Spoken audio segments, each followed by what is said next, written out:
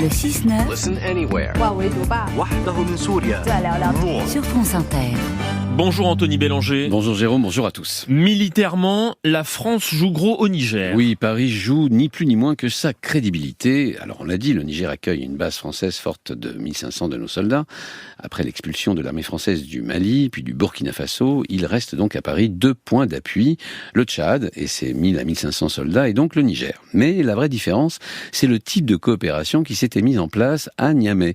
Il fallait faire oublier Barkhane et la marginalisation coupable des armées locales 10 années durant. Le président Macron s'était donc personnellement impliqué pour que les militaires français se mettent au service du partenaire nigérien en épousant strictement ses besoins militaires. Pour vous donner un exemple, eh bien, le commandement de cette opération était nigérien. Un partenariat de combat qui, par ailleurs, reposait sur la confiance absolue et personnelle entre deux hommes qui se respectent et s'apprécient, le président français d'une part et son homologue nigérien, Mohamed Bazoum, aujourd'hui destitué. Il y a donc un aspect personnel à cette affaire.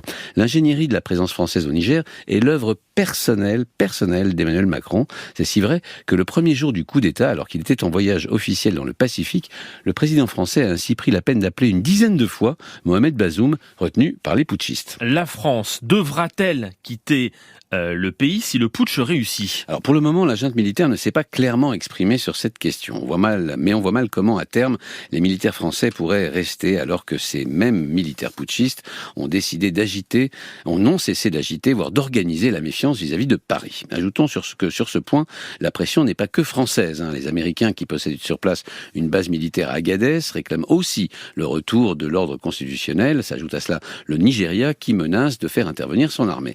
Mais c'est avant tout pour la France que ce retrait serait une véritable catastrophe. Pour le coup, on pourrait commencer à parler d'effets dominos. Après le Mali, le Burkina Faso et le Niger, il ne resterait plus dans la bande sahélienne que les troupes cantonnées au Tchad. Or, le Tchad est aussi déstabilisé au nord par une rébellion qui joue à saut de frontière avec la Libye, à l'ouest par les incursions répétées de Boko Haram et à l'est par la guerre de factions qui sévit au Soudan. Le tout alors que le régime est à peine stabilisé. Il reste tout de même d'autres implantations françaises en Afrique. Effectivement, il reste la base de Djibouti et ses 1500 soldats déployés, la perle stratégique de notre dispositif militaire dans la région. S'ajoute à cela un petit millier de soldats français en Côte d'Ivoire et moins de 500 au Sénégal comme au Gabon.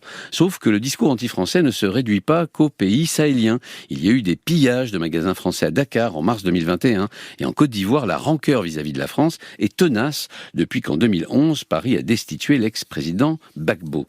Enfin, il y a cette question. Quel avenir pour une armée française dont l'identité est depuis des décennies, depuis la coloniale en fait, intimement liée à l'Afrique et qui effectuait l'essentiel de ses missions extérieures d'importance.